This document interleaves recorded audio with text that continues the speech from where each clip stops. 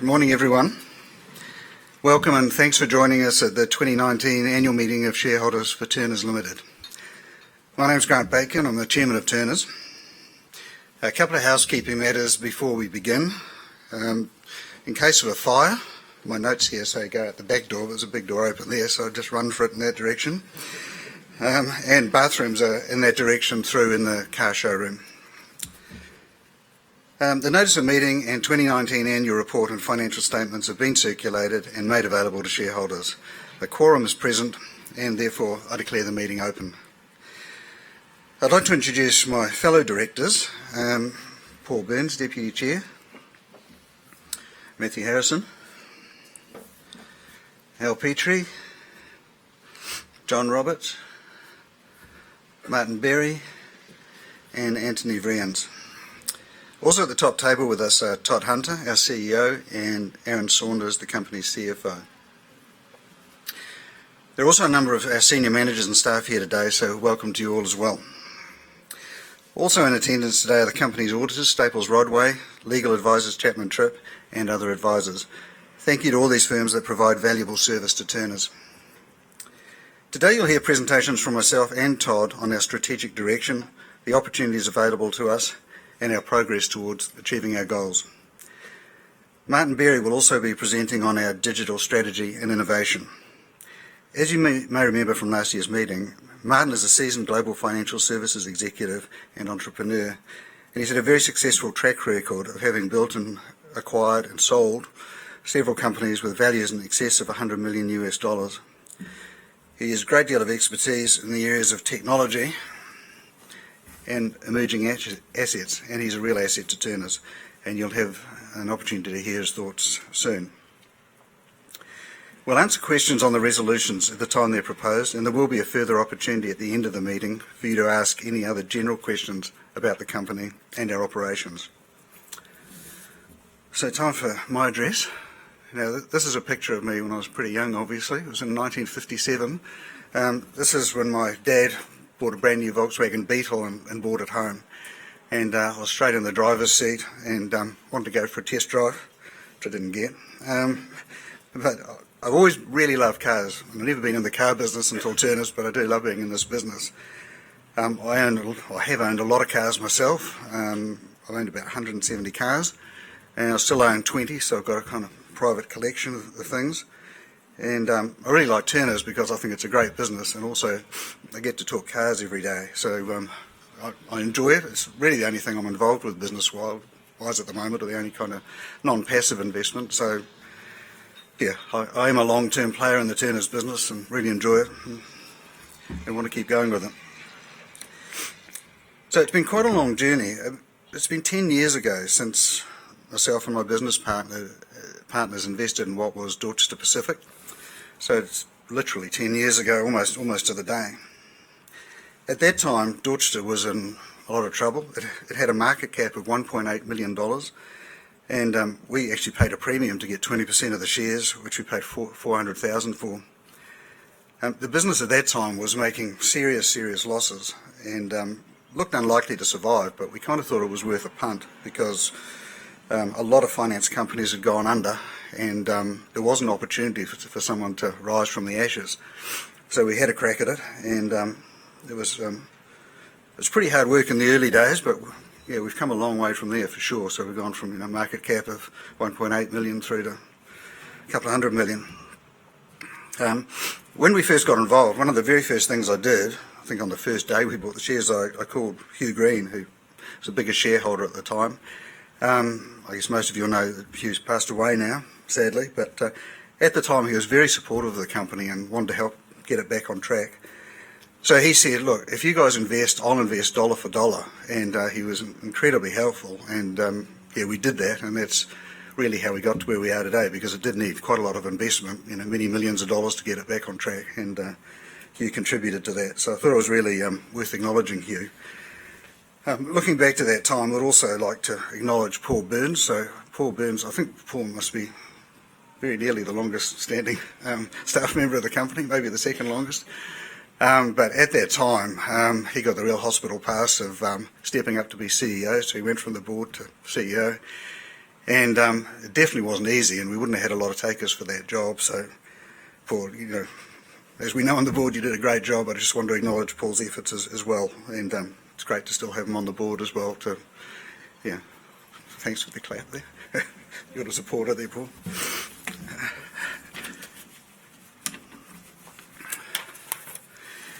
So another thing I'm pretty proud of is when you look at the finance companies, most of them paid very little money back to their debenture holders, mostly just a few cents in the dollar.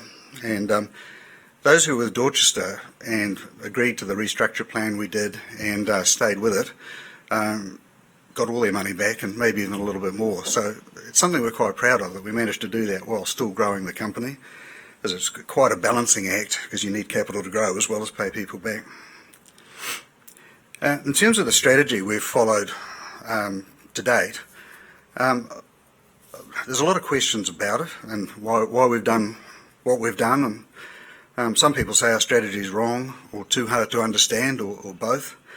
But I thought I'd run through it now, just a quick sort of run through the 10 years, because when we started, the business was really insolvent. It had more, I don't know if all the graphs show that, but really we had negative shareholders' funds. And we had the opportunity, so I knew Matt Harrison socially, and he owned EC Credit, and we wanted something with some earnings, because with some earnings we could then borrow money from the bank and we could go forward, and we basically had no earnings at that time. So I think I did a pretty good sales job on Matt, convincing him to sell the business to us, and he took a mixture of shares and cash.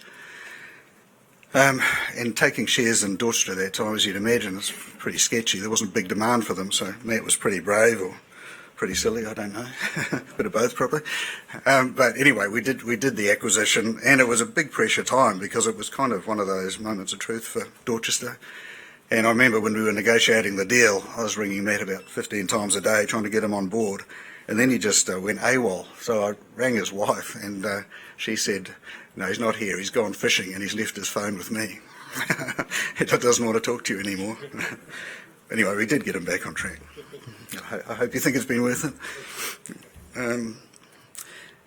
When we bought the business, we paid $80 million for it. It was making around $3 million a year. It's now making twice as much as that. So it means it's probably worth twice as much money that we paid, or maybe a bit more than that. Anyway, with those earnings and the increased cash flow from organic growth, we were able to fund further acquisitions over the next 4 years. Most notably, the Turners Auctions business, Oxford Finance and Autosure Insurance. Our strategy has been to clip the ticket wherever possible throughout the customer journey. So most people who buy a car insure it and they borrow money to buy the car, but they don't necessarily borrow it from us. And that's what we wanted them to do, because there's income on the table. So if we can lend them the money, if we can provide the insurance, we make more margin. The strategies work really well. So we've built a finance company the finance book is now around 275 million. Back when we got involved with the company, it was 6 million, so it's a much, much bigger book now. And even in the context of all finance companies in New Zealand, it's a serious sized business. Yes, the slide is quite interesting. There's just, I think this is the one.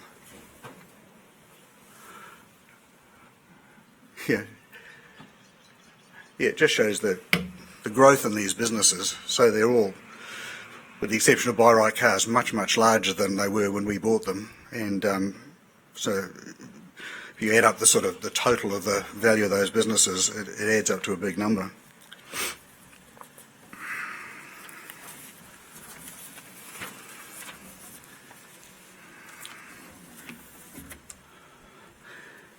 So you can see on this slide just how the company's transformed over the past decade. Shareholders' funds have grown from 16.2 million to 226 million. We have total assets of 654 million compared to 149 million in 2009, and we've been generating strong sustainable profit for the past 5 years. Disappointingly for us, the one area that continues to frustrate is the share price. Most of the directors and senior managers have shareholdings in Turners.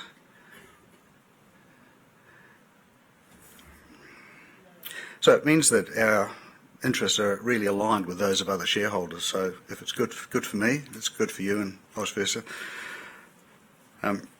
Obviously, we can't control the share price. All we can do is control the way we run the company and doing as good a job as we can and keep growing and executing our plans. We reintroduced dividends for our shareholders in 2015, FY15, and gross dividend for the past year has been around 10%. In FY19, we paid a record dividend of 17 cents a share, fully imputed. However, this progress has not been reflected in the share price, and is the reason that as a board we keep saying that we think our shares are undervalued, and the reason we initiated the share buyback program last year. Since this was established, we've spent $9.3 million and acquired just over 4 million shares on market, with an average price of $2.32, reducing the total shares on issue by 4.5%. We'll continue with this program until we reach the 5% threshold. The Turners of today is a very different business from the one we invested in 10 years ago, and also very different from the original Turners Auctions business, which sold its first car at auction in 1967, so 52 years ago. We have 33 auto retail sites from Whangarei to Invercargill, plus our other business operations. On average, we sell a car every 6 minutes, so about 100 cars a day, and that's 7 days a week. We provide 40 consumer and commercial loans a day through Oxford Finance, and we sell an insurance product about every 3 minutes, so a couple of hundred every day through Autosure. After being quite acquisitive from 2012 through to 2016, we've been working towards consolidating our business, rationalising our brands, merging similar operating businesses and centralising locations for our teams. Our business is now more streamlined and more efficient. After adjusting for one-off and non-cash items, our underlying profit was flat on the last year, mainly due to the market headwinds in Auckland and the used import vehicle sector, and the impact of impairments from the MTF non-recourse lending, which we don't do anymore. Excluding the Buy Right Cars non-cash brand impairment, Turners generated a record profit before tax of $33.6 million. Martin Berry joined our board last year, and we also carried out an independent external review of the board, which highlighted our strengths and identified areas for further improvement. Bonds have proven to be a cost-effective and successful source of funds, and we've had a strong support from our shareholders for this listed security. Last year we launched a new $25 million 3-year bond, which was fully subscribed. Post-balance date, we've made our first innovation investment into Collaborate Corporation to help us bring vehicle subscription to New Zealand. Market dynamics are changing, and management and the board have spent a great deal of time identifying and analysing both short-term and long-term trends in the market and what this means for our business. Customers are more informed than ever, and delivering great customer services experience is vital to survive and prosper. While most of our customers still like to visit a physical site to view and test drive a car, more and more of the customer experience is transitioning online, and the number of online purchases is also growing. In our other businesses, such as finance and insurance, there's an even greater shift to online, where our customers can transact conveniently and quickly. Big data and technology are changing how and where we do business. Aggregator and comparison sites are proliferating again. It's all about customers wanting to be informed and able to access the best option at the best price and the easiest way to meet their needs. Industry consolidation is inevitable, and we're in the midst of this right now. Longer term, there's potentially disruption from alternative ownership models, which are just starting to enter the market. Martin will talk about this in more detail soon.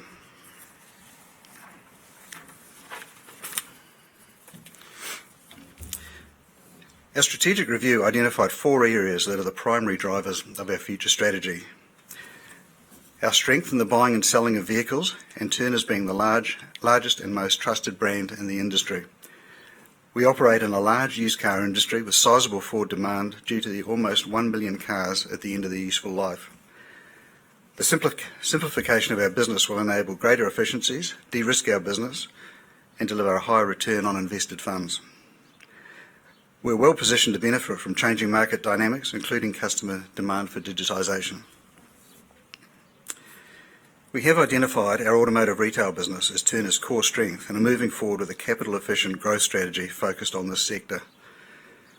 In line with this, we'll be further simplifying the business, accelerating growth for automotive retail and de-risking our business by focusing on our core strengths. This will enable us to significantly increase market share in the core business of auto retail and participate in new and innovative auto-adjacent opportunities. For our stakeholders, this means a sharper focus on customer needs, a more efficient business, a reduction in cyclical swings in our business, especially around credit, and increasing returns for our shareholders. We sincerely thank you, our shareholders, for your continued support of Turners. We're confident that our new strategic direction will translate into greater value for all shareholders. I'm actually very excited about what the future holds for our company and the changing landscape ahead of us. The past 10 years have been very rewarding for me. I've enjoyed it more than any other business I've been involved in. And I do look forward to continuing involvement with the Turners, continuing the transformation in the years ahead.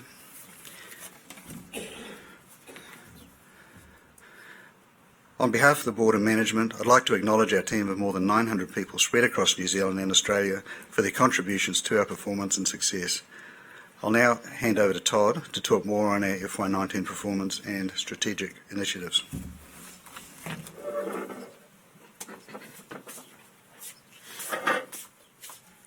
Thank you, Grant. Good morning, everyone. Let's get these slides right place. All right. The New Zealand used vehicle market is large and continues to grow. We have just under 4 million cars registered on the roads in New Zealand, and we're tuning these at about 25% a year. There's a lot of people buying and selling cars, used cars in New Zealand. It's a massive market. And what we're confident about is the underlying medium-term demand, which is very robust, with that just under 1 million cars at or above that 20-year age. So effectively that means a quarter of the used vehicle fleet is really at or about the scrapping age in New Zealand. So that gives us real confidence about the momentum going forward. And as automotive sales increase, so does the demand for automotive finance and insurance products. The used car market itself has been growing strongly for a number of years, and while it remained at historically strong levels in FY19, it has definitely plateaued, as you can see from the top graph. We've continued to see a slight decline in market activity since April. However, our share of the retail market continues to grow. Demand in the Auckland market was particularly soft last year, which is definitely forcing out some of the fringe operators in the used car market. And we've seen numbers of registered dealers continue to decline, now 10% down from where they peaked in late 2017. Compliance requirements for used imports are increasing, and there was an oversupply of imports last year combined with a drop in demand, which definitely put some pressure on margins and pricing. While imports make up less than 10% of our volume, so more than 90% of our cars are sourced domestically, so it's a very important point to remember about this business, because I think we get sort of overweighted on the effect of the import market. It was definitely good to see the pressure ease on those margins and recover from the low point late last year. Over 90% of our stock is sourced locally, and this is delivering us much stronger margins. We are benefiting from our strategy to increase the number of owned vehicles we sell, which provide higher returns to the business. So you'll remember that this business sells a lot of cars on behalf, so we're roughly about 50% of the stock we sell through the auto retail business is consigned and half we own.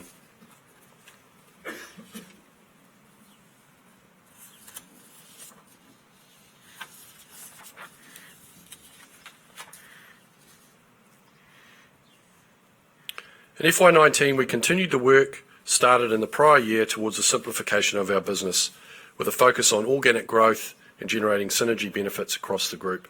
We're now seeing benefits from the expanded retail network, a focus on better quality loans, and simplification of the business model into core brands. We've already talked about our financial results in detail in the results presentation, and there'll be an opportunity to ask questions about the financial performance at the end. But in summary, we generated revenue of $336.6 million, up 2% from FY18.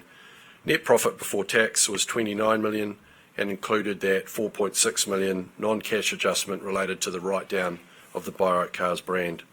Excluding this, we reported an adjusted FY19 profit before tax of 33.6, which was the record result Grant talked about, with the final quarter fully imputed dividend of 5 cents per share. The auto retail division was the biggest contributor to the group, generating nearly 2/3 of operating revenue and 42% of operating profit, both of which were up on last year. We're benefiting from our growing national network of strong online channels, as well as the high levels of trust and awareness of the Turners brand. We've now rebranded all of the Buy Right Cars sites, which allows us to leverage the strength in that Turners Cars brand, as well as benefiting from marketing and other cost synergies. The finance division reported increased revenue, but a slight decrease in operating profit due to the increased impairment on the high-risk loans. The MTF non-recourse offer is not delivered to our expectations, and we've stopped offering this and are running down that loan book. Good progress is being made on repositioning the borrower profile towards higher quality and more profitable lending, aided by the introduction of comprehensive credit scoring in March 2019. The number of active dealers selling Turners finance offer continues to grow and was up 11% year on year. 1 in 5 loans is now being auto-approved through Turners Auto App online loan approval platform, which is making it easier and faster for dealers and customers to get their response on the loan application. Insurance revenue and operating profit were both up year on year. Insurance for us was really the star of the show. Autosure has around 50% share of the motor vehicle mechanical breakdown insurance market, and that provides us a good return and offers leverage for the group through the ability to use insurance reserves to invest in our property investments. We've been doing a lot of work on the risk pricing and cost control, and we are seeing this in our improving results, with loss ratios down to 72% compared to 78% last year. EC Credit Control continues to deliver consistent results with a more efficient cost base in generating good cash flows for the business. Revenue was in line with prior year, while operating profit was up 4%. I'd like to take a moment to acknowledge the board's support for the management team and their involvement in business activities. This group of directors all have experience and industry knowledge that is of value to Turners and give a lot of their time very, very willingly. They are very hands-on because they care. They care a lot about their investments and partake in numerous streams of work or projects outside of normal board duties. They have been involved in strategic initiatives such as rebranding, capital funding, development of our digital strategy, and during FY19 they committed a substantial amount of time to their strategic review we went through. I'd like to thank them for their contribution and support that they've provided to me and to the wider Turners team, and to let you know as shareholders that I believe you get excellent value from this group. The group strategy review was completed in May this year, and I just want to spend a little bit of time covering that off. Taking into account the changing market dynamics that Grant took us through and the trends and looking at our business in this context, there were really 4 things that stood out very strongly for us in this review. Firstly was the strength of the Turners brand, the perceived complexity of our business model,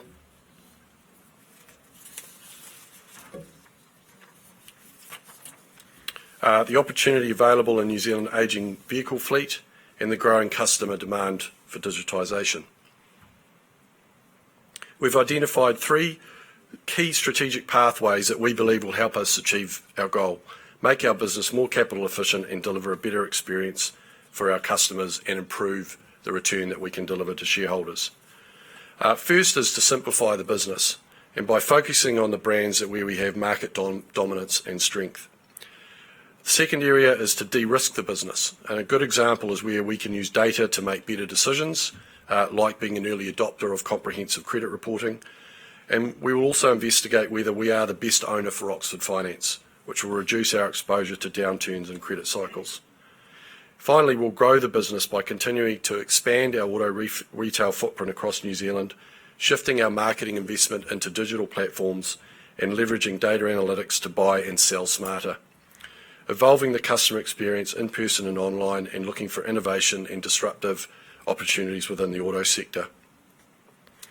We have a number of strengths: a strong balance sheet, a large customer base, a great consumer brand, and very rich data assets. This puts us in a very unique position to partner with other parties to harness the changing market dynamic. We will look to make modest investments for opportunities that are highly adjacent to the auto market, have strong alignment with the Turners brand, and significantly improve the way customer needs are met. And work has already started in much of these areas. First area of progress we've made is around consolidating the brand. So in May this year, we changed the Buy Right Cars brand out to Turners Cars. We completed that changeover of 10 sites in about 3 weeks. Marketing team and the guys in the auto retail business did an amazing job, and were well prepared to deliver that change at speed. I think the great thing about this change, it's really enabled us to see a step change in the culture of this business and brought the old Buy Right Cars team into Team Blue. And the feedback from the team in that business has been extremely positive about the change that we've made.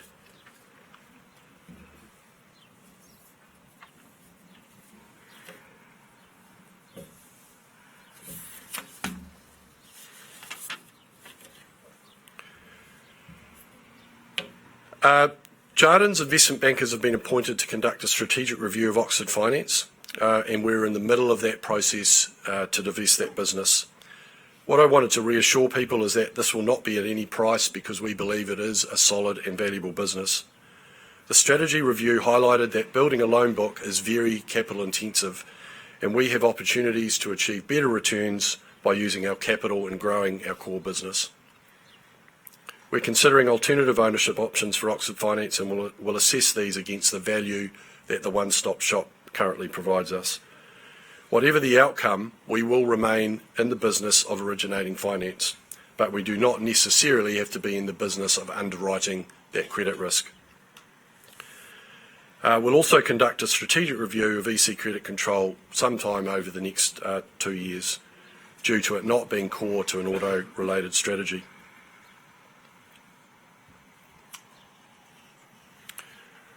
More on the growth side, we are continuing to expand our retail footprint across New Zealand, and this is part of our omni-channel approach, ensuring that we have a strong and consistent customer experience in all channels where consumers are looking to buy or sell cars, whether that be online, social media, or in person.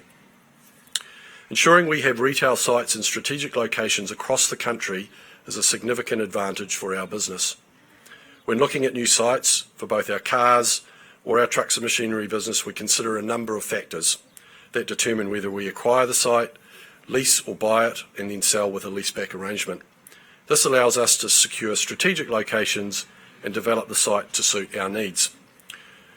We can access capital out of the insurance company reserves to fund the property acquisition and development, and then recycle the pool of property capital regularly to enable further projects to be taken on. We recycled one property last year for a gain on sale of $3.4 million. And there are no plans to recycle capital through property sales in the current financial year. Over the past 5 years, we've expanded our automotive network from 13 to 33 sites, and we have a pipeline of 5 years of property opportunities ahead, including large projects in Auckland and Christchurch. As you can see from this slide, we have a strong pipeline of potential locations, and for this year we've committed to 4 new sites, 3 of which will be in Auckland and 1 in Dunedin. And we have a further 5 new sites planned over the next 2 years. I thought it might be of interest just to show you a couple of the sites that we've developed over the last 12 months. So the first one here is Whangarei. After 29 years of business in Whangarei, the Turners branch was relocated earlier this year to a bigger and higher profile site in the middle of Whangarei. So we purchased, this is one of the sites we own, purchased an old placemaker site in the middle of town. You can see there, it's very obvious if you're driving past what we're doing. We're selling cars. The previous site was in a dead-end street, kind of in an industrial area of Whangarei as you're coming into the city from the south. The great thing about shifting that branch is the change in profile, which has driven a lot more customer inquiry and foot traffic into the business, and that's meant we're selling more cars to the public, and we're selling more finance contracts, and we're selling more insurance policies. And For the first 3 months in operation, that branch is 85% ahead in operating profit contribution over the same 3 months last year. So it's proven to us that some of the relocation opportunities that we have coming up can deliver significant growth into our business. The next one is New Plymouth, where we have never operated before, and we made the decision to set up in New Plymouth in October last year. Quite a lot of work goes into a project like this. I think it was probably a good 12 months in the making. And probably was the first example of where we got real conviction about the strength of the Turners brand. So you'll see from the photo of the site there some strong similarities to the Whangarei operation. It's located on the main state highway heading into town from the north. Big yard to building ratio. And in this example, we literally put the signs on the door, put the cars out the front, got our guy to run that branch, and people just started coming in. And the guy we had running the branch there was just amazed. He came out of an existing used car operator in New Plymouth and could not believe the number of people who just started coming in without any advertising or promotion of that branch. In a little over 6 months, they've captured 15% of the local market, which is a staggering result and clearly has outperformed any of the expectations that we had for them. And over the next financial year, that branch will contribute an additional $500,000 in operating profit for the business. So we feel like we've got a number of these sort of opportunities ahead of us for customers, sectors where they have a similar kind of population size to New Plymouth. The next one I wanted to show you was North Shore, and the North Shore branch is the most recent opening that we've had in Auckland. So this was a relocation from the operation in Albany, where the land was compulsory acquired by Transit New Zealand for a busway and bus lane. So we have had a period of close on 8 months of not having an operation on the North Shore, and we bought some land in the automotive precinct of Wairau Valley. That site will hold just over 300 cars and should sell over 2,000 cars a year out of that site. It looks fantastic. It's a real statement around a used car kind of operation. You can see there from the photo, it had an old warehouse on the site, and we've knocked the sides out of it and created this really cool looking sort of undercover show area. So it's been a great result. We see digital strategy and innovation as essential to our future strategy, and with his extensive experience in this area, Martin is going to help with the development of this strategic pathway for Turners, and I'll now hand over to him to talk you through our plans.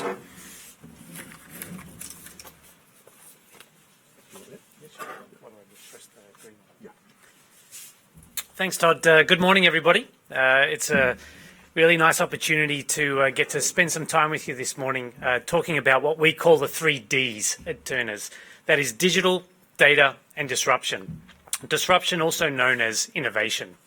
So I'm going to take you through what we think are 3 significant growth opportunities for our company as we move forward.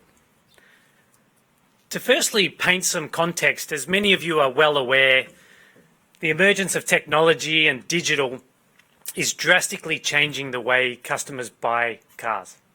We've gone from what was traditionally a very dealer-centric model, where people would come to the showroom, had no idea what they were looking for, would talk to the salesperson, and would hopefully buy the car that was right for them. These days, it is dramatically different. As you can see in the slide of progression here, today, customers are largely using digital channels to do all their research, to find what is the right car for them, the right financing, and they are turning up to the dealership knowing exactly which car they want to buy.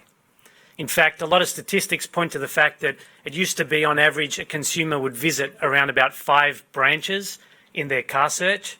Today, they visit 1.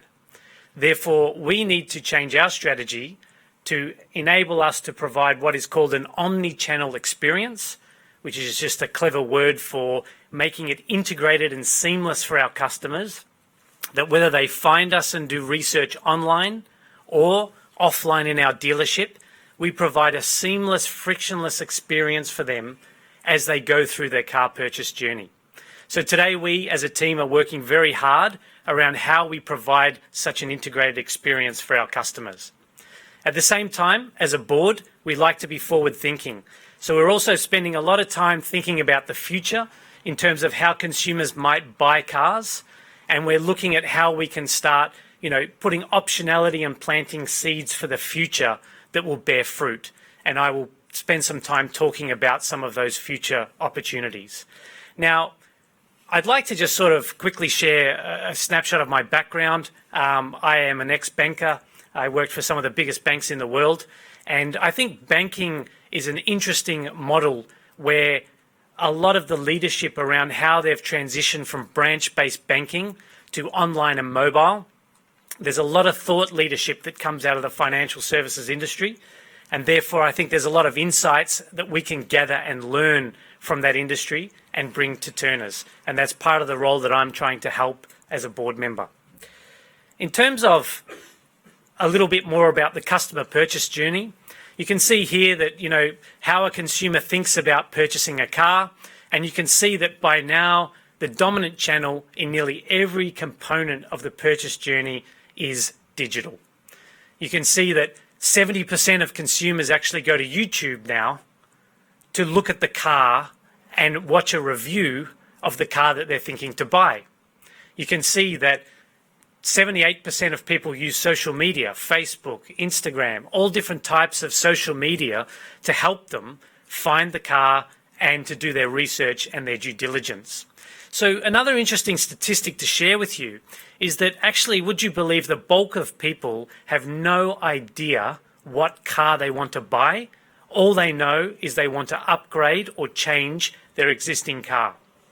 So a little nugget of information is that a big percentage of customers, the first part of the journey for them is to go to Google and type in, how much can I afford to borrow? Therefore, if we can interject our digital marketing strategies to try and capture that customer, such as providing a finance calculator for them to come onto our website to be able to calculate how much they may be able to borrow, and then channel them from how much they can afford into the right car that's in our Turners stock, then that's a big opportunity for us to take a customer from online through to purchasing the car. So digital has become a huge component. And we obviously look to more advanced markets like the US, the UK, and a lot of even used car sales companies have set up now that are 100% digital.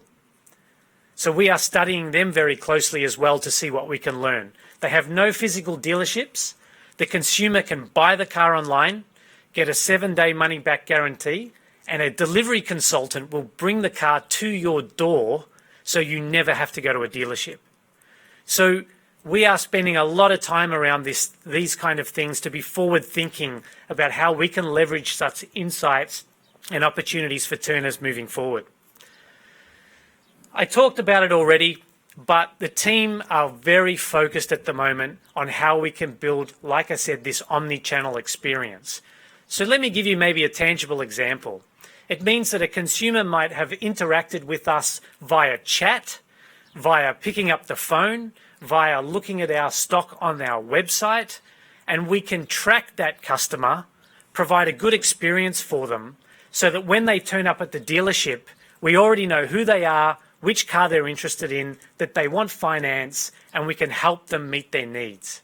So we are looking at spending money here on CRM systems, processes, incentive structures to get the full alignment from online to offline. And, one little bit of progress that we're making already is that we've hired a fantastic agency, a digital agency here in New Zealand, who is helping us with our digital marketing and agenda, and we're already starting to see some good results. Like one number that blows me away is the fact that, would you believe, last month we had roughly 150,000 visits to the Turners website, which is phenomenal. It talks to the Turners brand in terms of the strength of the brand, but also how we're successfully grabbing these customers through all different types of social media and digital assets to move them to our online presence. The other thing that's really exciting for me as well, as a bit of a nerd around Turners, is the quality of the digital and data assets that Turners has. It's a company that's been around for a long time and subsequently has captured a lot of customer data. So in the days of big data and analytics, how can we better leverage all of this information we have on customers, both internally and from external sources, to help us drive better decisions in the way we manage our business to optimize for better performance? So you can imagine we have all this finance data sitting in Oxford, we've got all of this car data sitting in Turners, and so on and so forth. We can even now use data from AutoSure to understand which cars break down more frequently, which cars, are the ones that we should be looking at to purchase to bring onto the lot. And, that will lead into an example here that I'll give you of how we're looking to leverage such capability. We can take data from Turners, AutoSure, and Oxford Finance being internal data. We can then merge it with social media data such as Facebook, Google. What are customers searching for? What's the most popular car? What's the most popular keyword that people are looking for? We can look at registration data to see what kind of cars, brands, models, makes, engine sizes are getting registered. And we can put that all into a machine learning and artificial intelligence predictive modeling capability that can spit out such insights, such as the number one best car that's selling and is in demand at the moment is a Mazda 3. It's a white colour, it needs to have approximately this number of kilometres, and this is the price point that we can roughly retail it for. So that what we can do is we can take this information and we can feed it through to our buyers to go out there and actively look for the stock that we know is going to sell. And we can actively also use this information to help us forecast around our sales. For example, we are comfortable buying 10 of these because we think we can move them in the next 90 days. So this is a good example of how we're going to leverage our data assets to drive better decisions in our business. And we've already employed the services of KPMG, their data analytics team, to come on board and help us with this piece of work. So this is not just a sexy looking PowerPoint slide. There is real work happening now that we look forward to sharing more with you when the time is right. Finally, I talked a little bit about the future outlook and how we as a board want to be more future focused around the opportunities that could come in the automotive industry. So we've spent quite a lot of time thinking about the Turners ecosystem and what customers are looking for when it comes to their automotive needs. So as you can see, buying, selling, fixing, insuring their cars are all components of the ecosystem that we want to play. Now, we will not always be the best, and we should not always try and do things ourselves, especially when it comes to technology, right? There are startups, new companies out there who are very agile, lean, low cost, pure play focused on building these new opportunities. And we should look for partnership opportunities to work with them to help us build out our ecosystem. So we are starting to look now at investment opportunities, and the strict criteria is that it must obviously fit within our automotive ecosystem. It must help us improve the customer experience. It must help us lower our operating costs, and so on and so forth. So this is an exciting opportunity for us as a brand to look at new disruptive innovation to bring into the company. And again, to give you an example of how we're actually actioning this and making things happen, you may or may not be aware of the growth of the subscription model. I'm not sure how many people here have Netflix, but subscription as a service is becoming something that is becoming very mainstream. In fact, now approximately 10% of household income is actually spent on subscription services. Netflix, meal plans, you name it. And forecasts in terms of research show that approximately 10% of cars will be purchased on a subscription model by 2025. Now, we are not rocket scientists. We cannot forecast exactly how this is going to play out, but we get the investment thesis. We think it's an exciting opportunity. We know millennials and younger generation are less in love with owning physically a car. Therefore, we want to play in this opportunity for the future. So what we've done is we've taken an investment in a company that's listed on the stock market in Australia. It's a small company, and they're purely focused on building a subscription service to offer to consumers.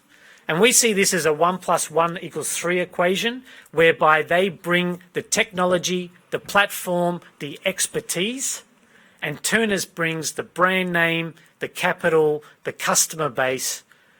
Why don't we partner together to look at what we can do in the Australian and more so in the New Zealand market? So we have a team of people who are very focused right now, and we are hoping to offer subscription-based services for cars by the end of this year into the New Zealand market. So that gives you an example of how we're really trying to look for such innovative opportunities as future growth engines for our business. So I'll now hand back to Todd for the rest of the presentation. Thank you. Thanks, Martin.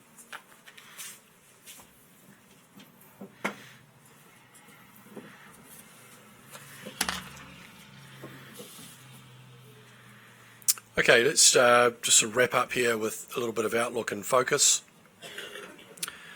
So really there's 5 key points I'd like to make on our sort of focus areas. Firstly, automotive retail is Turners' core strength. The structural trends are compelling. A lot of cars, a lot of very old cars, hundreds of thousands of vehicles needing to be replaced over the next 5 years. We're well positioned to take advantage of this, and we'll be expanding both our real world and digital footprint to continue to grow our market share. We also expect to benefit from the ongoing rationalisation of the dealer network that's going on at the moment. Secondly, our insurance business will focus on auto retail insurance, and we'll be actively looking for partnerships to increase the distribution of those products. Thirdly, finance. We will build on the good progress we've made around repositioning the borrower profile towards higher quality and more profitable lending and focusing on the risk pricing. We're also developing interfaces which will allow our customers to easily access our finance software platform. The sales process for Oxford is underway, and we'll keep you updated on the outcome. Fourthly, credit. EC credit control is clearly non-core to an automotive retail strategy, and will go through a strategic review in the next 2 years. In the meantime, though, IT is a big focus, and we're developing system integrations. Xero, MYOB have been ticked off, just simply to make it easier for our clients to load debts for us to collect on their behalf. And finally, in the adjacent opportunities, we continue to investigate, assess and invest in those opportunities, and we've already started down this pathway with Collaborate. We have started the year positively, and at the end of Q1, tracking ahead of budget and prior year. Organic growth remains our main focus as we look to build on our strengths. We're expecting to see further industry consolidation over the next year. From 2020, all imports will be required to have electronic stability control, which will mostly impact on the sub $8,000 budget segment, and this will impact smaller dealers and those lower priced vehicles. The detailed strategic review recently completed has given us further confidence in our strategy and the long-term prospects for our business. We've identified a number of growth opportunities across all businesses which take advantage of the changing dynamics of the industry. Digital disruption, increased regulation, increasing shift to online channels, alternative ownership models, and industry consolidation. Our new strategy will help position Turners to take advantage of investments in these opportunities as they arise. I'll now hand back to Grant for discussion in relation to the annual report or today's presentation.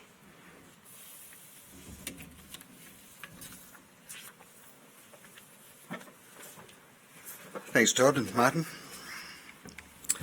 So this is where you have a chance to participate in the meeting.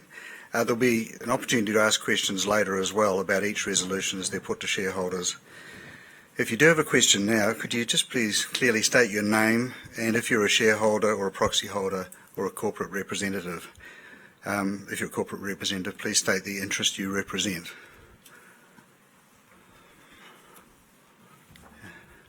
Thank you, Mr. Chairman. Aaron Batnago, shareholder. Thank you. Aaron Batnaga, shareholder. Noting the ESC changes which impact more on smaller dealers as opposed to, say, Turners, what's the next kind of environmental or safety threshold that the industry is considering which could positively impact on Turners' ability to deliver the right kind of car for consumers? I don't know the answer to that specific question, but one thing I would say about Japanese imports is a lot of people think we're a Japanese import company, and it's less than 10% of the cars we sell are actually Japanese imports, mostly New Zealand new cars. So a lot of these import restrictions don't affect us too much. But in terms of what's coming in the pipeline, can I throw that one to you, Todd? Do you know? The government has recently announced, Aaron, the sort of intention to incentivise electric vehicles over the bigger engine petrol cars. So this whole fee-bait scheme, which they're seeking consultation and input on at the moment. And then they have a further plan, which they're calling the Clean Car Plan, is essentially to bring down the emissions of vehicles. So look, that's probably the next thing after ESC, which the industry will need to contend with. I still think there's some water to flow under that bridge yet before that's really kind of nailed down in finality. But I think more broadly, things that Martin was talking about around different ownership models are really the things that have potential material change to the way this industry operates. And certainly for us, our view would be, well, we can start with a blank sheet of paper, go at it ourselves, or we can make these small investments into areas where we see potential disruption and change, and we want to get ahead of the game. That's why we're making those sort of investments and looking for additional opportunities in that space. I mean, this is a big business with a big brand in a big market with a small market share. So we have plenty of opportunity ahead of us here to still deliver growth for this business. And kind of way I would describe it is really our opportunity is to be the supermarket of cars. However people want to buy those cars or what cars they may want to buy, that is our opportunity. And we're operating in a business that's really made up of corner shops. So we're the big guy, great brand, great awareness of that brand we've got, and great trust values in that brand, which is probably the most important thing. We've got a brand that stands for trust and a market that stands for the opposite of that.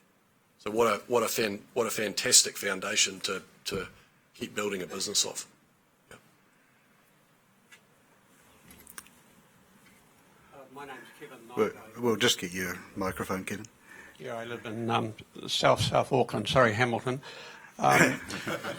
The by right cars, there's been a rebranding, yeah. and you've talked about how well that went, yeah. but there's a lot to absorb from here, and particularly excited about what Martin had to say, but there was a deficit of 126%, if I remember rightly, from that slide.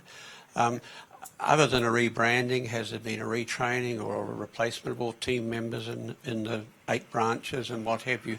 What are we going to look forward to in terms of a higher level of performance from what was previously called by right cars?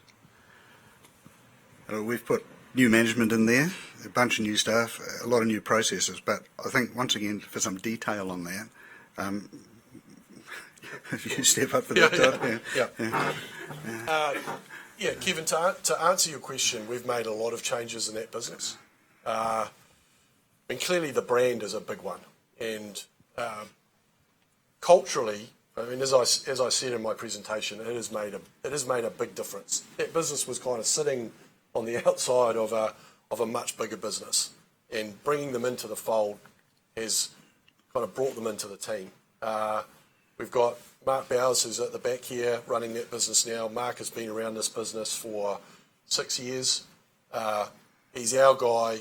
We know the information that we're getting from him is accurate. He's running it in the way that we want it run. So we feel very confident about the management that we've now got in that business. We've made changes around the stock, so less imports, more domestically purchased cars. We've been able to introduce things like enabling the service that we buy cars from the public. So we call it Cash Now, where people can come in and get their car assessed and we'll offer them a price on the spot to buy their car. People can book an appointment through our website now and book those appointments at the Buy Right Cars, we call them Turners Cars branches now, but at those same sites. So there's a lot of changes that we've been able to make, particularly over the last 12 months, that are really helping change the performance of that business. I mean, it has been disappointing, no question. I mean, the list of things that Grant went through in terms of acquisitions, that has been the one miss we've had. And we've done a lot of great things, particularly in acquiring businesses. And I mean, I was part of the Turners business when Grant and Paul acquired Turners, and look, that has been a fantastic experience. And I'd say most of the team, in fact, all of the team who are involved in the Turners auctions business would say that. The Buy Right Cars one didn't go to plan, but we're making good changes, and I think we're starting to see the results that we want to out of that business.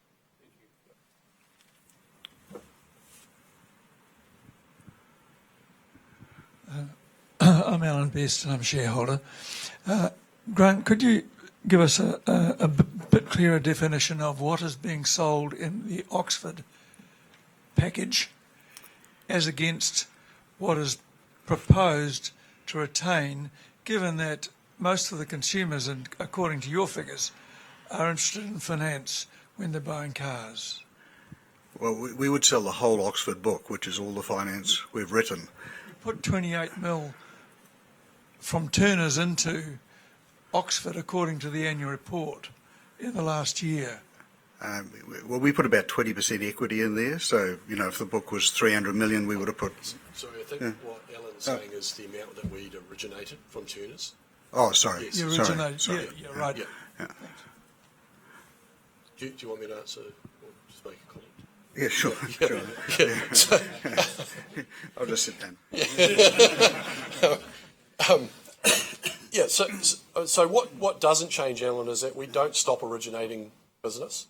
This business doesn't get out of writing or originating finance deals, and this business gets paid a commission by Oxford Finance for those deals. And whether we're writing those deals with Oxford or UDC or Marrick or whoever, this business will still get a commission. So it doesn't really change the economics of running an auto retail business. So what we're in the middle of investigating is whether we sell the finance book and whether we continue to underwrite the credit risk on that book.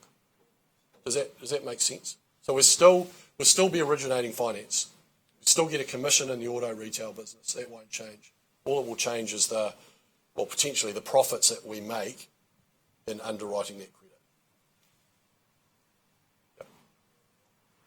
Yep. Is that clear to everyone? Yep. Okay. Seeing a few nods, so that's good. Yeah.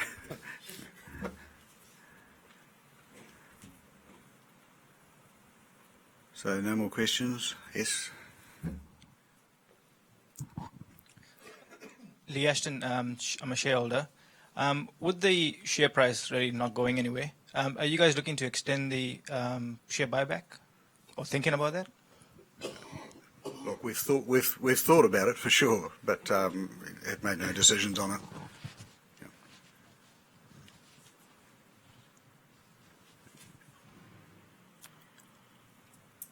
All right, there's no more questions. I'll carry on. I'd now like to move to the resolutions before the meeting.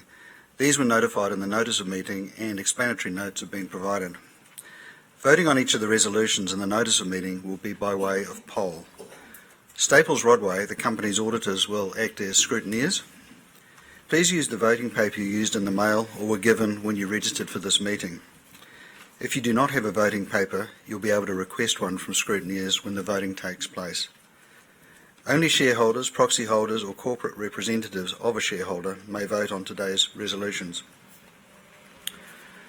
The first resolution is to record the reappointment of Staples Rodway as auditors of the company and authorise the directors to fix the auditors' remuneration. Are there any matters for discussion on this? Okay. I'd like to move the motion. Do I have a seconder? Got two of them. All right, thank you. Resolution 2 and 3, re-election of directors. The next two resolutions in regards to director re-elections. We believe that having directors with relevant industry, commercial and governance skills are essential for the continuing success of the Turners Group. Diversity of thought in particular and broader commercial acumen are also taken into consideration by the board when reviewing board membership. We currently have directors with hands-on experience in the finance, insurance and debt management sectors, as well as directors with expertise in governance and very diverse experience in entrepreneurial skills in sales, marketing and business growth. So Resolution 2 is for my own re-election, so you've already heard quite a lot from me today, so I won't say any more. I'm pleased to put myself forward for re-election as a director, and I'll ask Paul Burns to chair the meeting what do you think on this?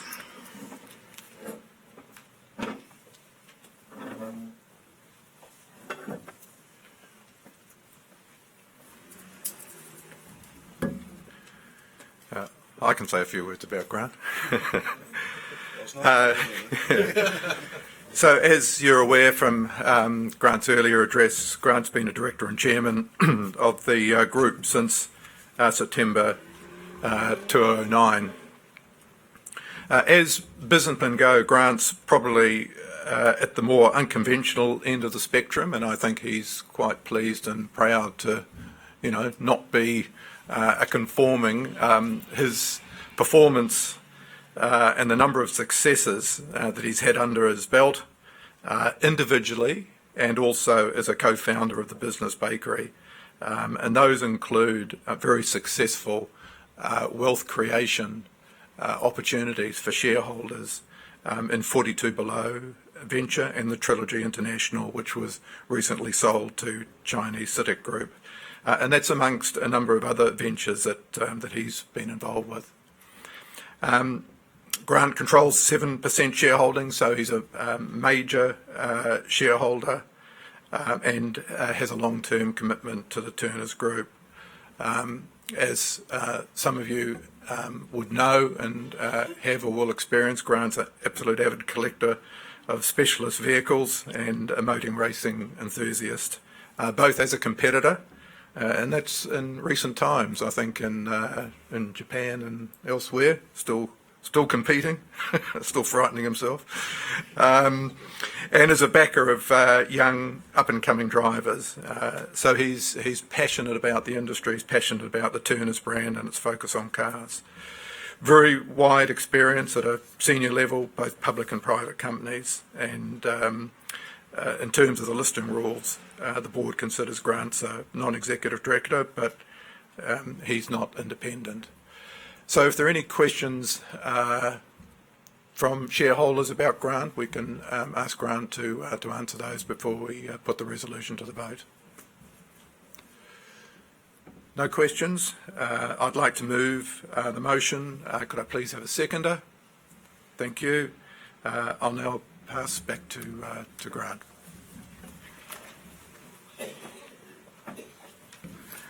Thanks, Paul. The next resolution is in relation to the re-election of Al Petrie, who retires by rotation and has offered himself for re-election. Al's been a director of Turners since February 2016 and has over 15 years of senior management experience in private and listed companies, mainly in the agribusiness sector. He has extensive knowledge of sales and marketing in both international and domestic environments, which is particularly useful for some of the challenges and opportunities Turners has in importing vehicles from Japan. Al has a number of directorships with companies that have a focus on growth and innovation, and he represents the interests of Bartel Holdings, which have a 10.99% shareholding in Turners Automotive Group.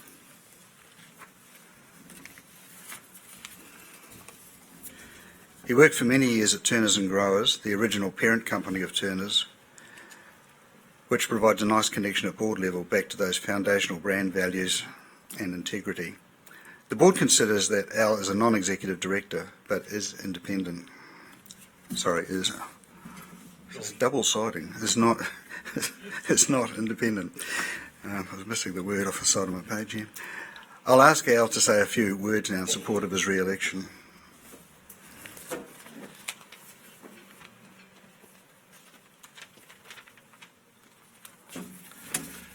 Thanks, Grant. As mentioned, I represent Bartel Holdings, who have actually been a cornerstone shareholder in the car auction business since 1992.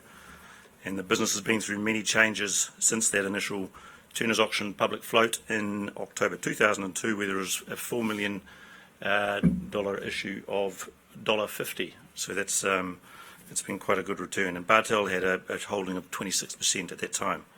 And today, as Grant mentioned, holds just under 11% of a significantly larger company.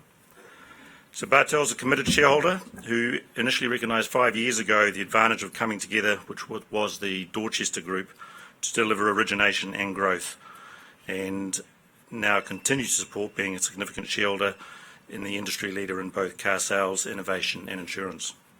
So I've been director for just over 3 years and enjoy the contrast to my other governance roles, which are primarily in the food sector, with a particular focus on growth and innovation. For example, one of the companies I'm involved with, we're farming and processing crickets as an alternative protein source.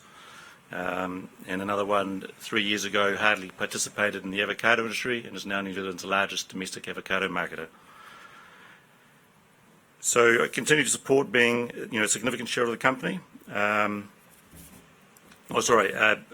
had particular value in the Japanese import side of the business. The ever-important compliance and regulatory requirements, particularly with things like biosecurity, as Todd mentioned earlier, stock management and the expansion of the Turners footprint. I'm also on the Lending and Credit Committee. I have extensive management experience leading larger teams and believe this, along with some fresh thinking, is a skill set which complements the current board.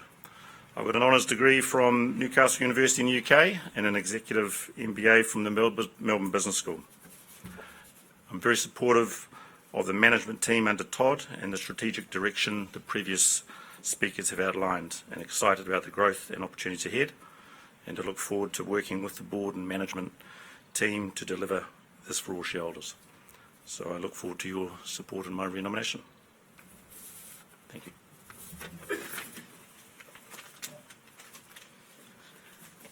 Thanks, Al. Are there any questions for Al? Okay, I would like to move this motion. Do I have a seconder? Thank you. The final resolution today is to approve the amendment of the company's constitution to take effect from the close of the meeting. This is a special resolution and requires 75% approval by shareholders voting on the resolution. On 1 January 2019, the NZX Limited introduced new listing rules. Turners transitioned to the listing rules on 1 July 2019, and in line with this, a number of procedural amendments are required to be made to the existing constitution of the company to ensure it complies with the listing rules and other legislation.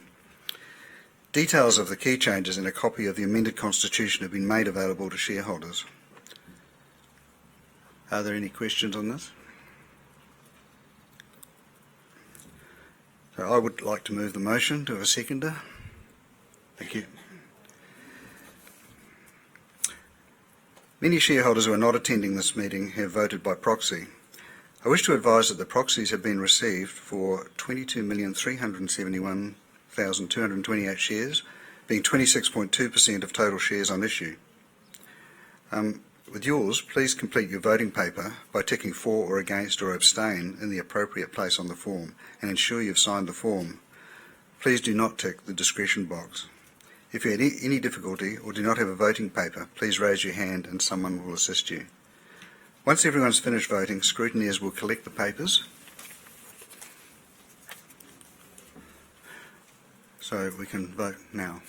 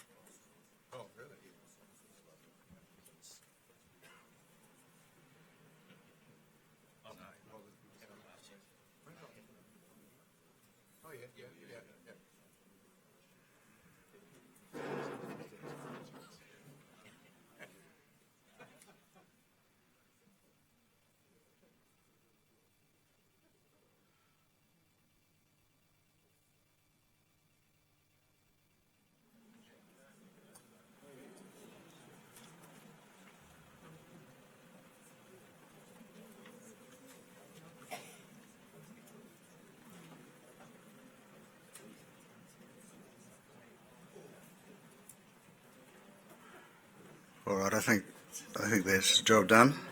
The results of today's voting will be posted on the NZX as soon as possible. That brings the formal part of the meeting to a close. Is there any other business shareholders would like to discuss in regard to today's presentation or Turners progress? All right. I therefore call the 2019 annual meeting of shareholders closed. Thanks for coming today. I'd like to invite you to join the board and management for refreshments. Thank you.